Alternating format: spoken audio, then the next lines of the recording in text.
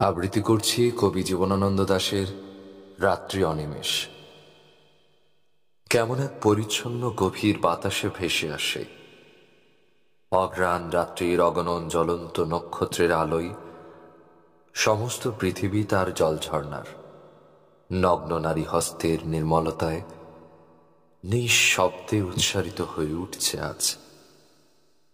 পৃথিবীকে আকাশের মতন মনে হয়, আকাশকে সময়ের মতন। কোথায় বা উদয় হয়নি সে, কোথায় বা যায়নি। সমস্ত আধো আলোকিত সৃষ্টির বুকের উপরে যেন কার দীর্ঘ নারী অঙ্গের ছায়া পড়েছে। মাঠে, খাদে, বস্তির মরণে, মিনারে, শান্তি অশান্তির কোলরলে, নগরীর জলায়